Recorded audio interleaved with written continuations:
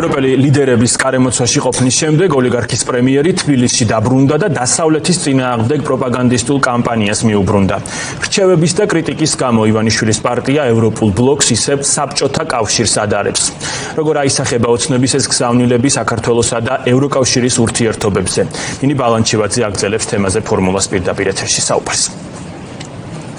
საბჭოთა დეზინფორმაცია, მოსკოვის საკავშირო ყრილობა, ეს არის ის განცხადებები, რომელსაც ბიძინა ივანიშვილის გუნდის წევრები დღეს აკეთებენ ევროპარლამენტში მიმდინარე სხდომასთან დაკავშირებით და იმ პროექტთან დაკავშირებით, ანგარიშთან დაკავშირებით, რომელიც ევროპარლამენტის საგარეო საქმეთა კომიტეტმა 53 ხმით დაამტკიცა და ეს ანგარიში არის ძალიან მკაცრი. ევროპარლამენტარები პირდაპირ მოუწოდებენ ევროკავშირს, რომ მათ გადადგან უფრო მკაცრი ნაბიჯები ქართული ოცნების ხელისუფლების წინააღმდეგ სანქციების პოლიტიკასთან დაკავშირებით, იმ პირებთან მიმართებით, რომლებიც არიან ქვეყანაში პასუხისმგებლები სწორედ რეპრესიულ პოლიტიკაზე.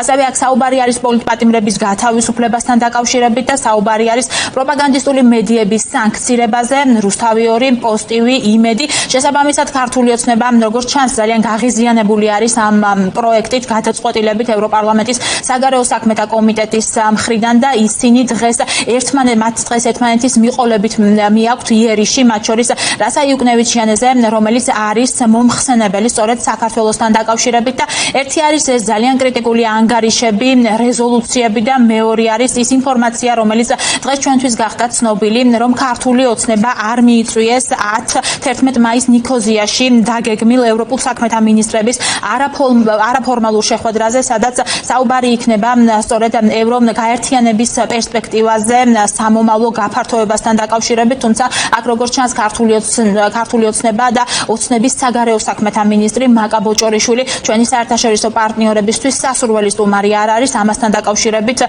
ერევნიდან დაბრუნებულმა ირაკლი კობახიძემ გააკეთა ასევე კომენტარი, მან თქვა, რომ საერთოდ მნიშვნელობა არ აქვს მსგავსი ტიპის ფორმატებში და შეხვედრებში ისინი მიიღებენ თუ არა მონაწილეობას და ასევე ირაკლი კობახიძე ამბობს და პირდაპირ ადასტურებს იმას, რომ სწორედ მის მიერ გაკეთებული განცხადებით, რომელიც მან გააკეთა 28 ნოემბერს, რაც გულისხმობს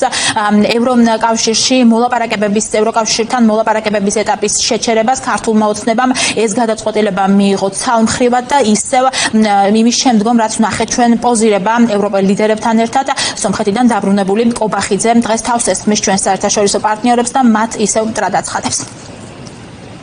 ეს ყველაფერი არის საბჭოური სტილის დეზინფორმაცია და ქალბატონი რასა ვერ გათავისუფლდა კონკრეტულად მისი საბჭოთა წარსულისგან და ისე როგორც მისი კოლეგები ვერ გათავისუფლდნენ საბჭოთა წარსულისგან. ეს არის წარსულისგან, ეს არის საბჭოური ტიპის დეზინფორმაცია, როდესაც ევროპარლამენტარები თავს ესხმიან საქართველოში მედიის თავისუფლებას. ეს არის თავის მოჭრა და სირცხვილი, ხო? როდესაც ისინი თავს ესხმიან ქართულ ხალხს და ვიზა ლიბერალიზაციაზე საუბარი სხვა არაფერია თუ არა თავდასხმა ქართულ ხალხზე, ესეც არის თავის მოჭრა და სირცხვილი და აქედან გამოვედით. მათ შორის 28 ნოემბრის განცხადების ერთ-ერთი მთავარი მიზეზი იყო, რომ შანტაჟი დამთავრებული იყო და ვეღარ გვაშანტაჟებენ. ამითაც დამშვიდდა ჩვენი ქვეყანა, რომ უნდათ 3 თვეში ერთხელ დავეშანტაჟებინეთ, ხან ეს არ მოგწეს, ხან იქ არ მიგიწვიეს და ამ შემდეგ ეს შანტაჟი დამთავრდა. ერთადერთი შანტაჟისთვის იყო გათვლილი ეს ყველაფერი, არავის არ აინტერესებდა არც ერთი ქვეყნის მიღება ევროკავშირში, ეს იყო რეალური. არაფერი საინტერესო არ არის არც შეხვედრებზე მიწვევა, არც ამის გახსნა, არც იმის გახსნა. მოსკოვის საკავშირო ყრილობა იღებდა მტრულ გადაწყვეტილებებს საქართველოსთან დაკავშირებით, ასევე ბრიუსელის საკავშირო პარლამენტი დღეს იღებს ამგვარ მტრულ გადაწყვეტილებებს საქართველოსთან დაკავშირებით. მეორე, ამ რეზოლუციის ანგარიშის ავტორი გახლავთ ქალბატონი იუკნევიჩიანი, რომელიც გამოირჩევა ფაშისტური განცხადებებით ქართული ხალხის მიმართ, რაც ნიშანდობლივია, რომ რამდენიმე დღეში ჩვენ გვექნება კიდევ ერთი აღნიშვნა ფაშიზმის დამარცხების, ფაშიზმზე გამარჯვების დღისა და სიმბოლურია, რომ 9 მაისამდე რამდენიმე დღით ადრე ადამიანი, რომელიც ქალბატონი იუკნევიჩიანი, რომელიც გამოირჩევა ფაშისტური განცხადებებით ქართული ხალხის მიმართ, არის ამ რეზოლუციის ავტორი. წარმოაჩენს ისე თითქოს მსგავსი ტიპის ანგარიშებს და რეზოლუციებს საერთოდ არანაირი ფასი არ აქვს, თუმცა ივანიშვილის გუნდმა ძალიან კარგად იცის, რომ ევროპარლამენტის მიერ დამტკიცებული ეს რეზოლუციები შემდგომ უკვე ითარგმნება ევროკავშირის მხრიდან კონკრეტულ პოლიტიკურ გადაწყვეტილებებში. ეს არის ის განცხადებები, რომელიც კეთდება დღეს პროდასაურ ოპოზიციურ პარტიებში და მასში, როდესაც ამ ანგარიშში საუბარი არის ქართული ოცნების რეპრესიული პოლიტიკიდან გამომდინარე უვიზო მიმოსვლის შეჩერებასთან დაკავშირებით საქართველოს მოქალაქეებისთვის. ივანიშვილის მოწინააღმდეგეები თანხმდებიან იმაზე, რომ პასუხისმგებლობა ცხადია თავიდან ბოლომდე ეკისრება ბიძინა ივანიშვილის პოლიტიკურ გუნდს. სწორედ ამ შესაძლო გადაწყვეტილებასთან დაკავშირებით ისინი ამბობენ, რომ პარტნიორები ძალიან კარგად ხედავენ იმას, რომ ივანიშვილის გუნდი უკან დახევას არ აპირებს და შესაბამისად მათი მხრიდან კიდევ უფრო მკაცრი ნაბიჯები იქნება გადადგმული, მათ შორის სანქციების პოლიტიკასთან დაკავშირებით. სამწუხაროდ გრძელდება აბსოლუტურად იგივე დინამიკა საქართველოს დღევანდელი ხელისუფლების მხრიდან ევროკავშირთან ურთიერთობებში. ეს არის იგნორირება ევროკავშირის ყველა მოწოდების, ყველა რეკომენდაციის და პირიქით შესაძლებელია ითქვას, რომ ბიძინა ივანიშვილის რეჟიმი დღეს საპირისპირო ნაბიჯებს გასვს იმისა, რა მოლოდინიც აქვს ევროკავშირს. ამ ფონზე ცხადია, რომ ევროპარლამენტში პოლიტიკური დინამიკა არ იცვლება იმ მათ სასარგებლოდ და პირიქით გრმავდება განცდა, რომ კიდევ უფრო დიდი წნეხი არის საჭირო დღეს ამ ხელისუფლებაზე. არაფრის შესვლას არ აპირებენ იმ დამოკიდებულებაში, რომელსაც ამ წლების განმავლობაში ახორციელებენ. ანუ პრაქტიკულად ისინი გადაიქცნენ საქართველოს ევროინტეგრაციული პროცესის საბოტაჟის ინსტრუმენტად, ძირითად საბოტაჟს ისინი ახორციელებენ და თუნდაც მონაწილეობა, რომელიც თითქოს და რაღაც პრაქტიკულ ინტერესს წარმოადგენდა ქართული ოცნების, ეს არის სხვა ინტერესზე, სხვა აუდიტორიის. ანუ მათ უნდათ გარკვეულ ფინანსურ ჯგუფებს აჩვენონ, რომ ინარჩუნებენ ჯერ კიდევ ევროკავშირთან გარკვეულ ურთიერთობებს, იმისთვის რომ საქართველოში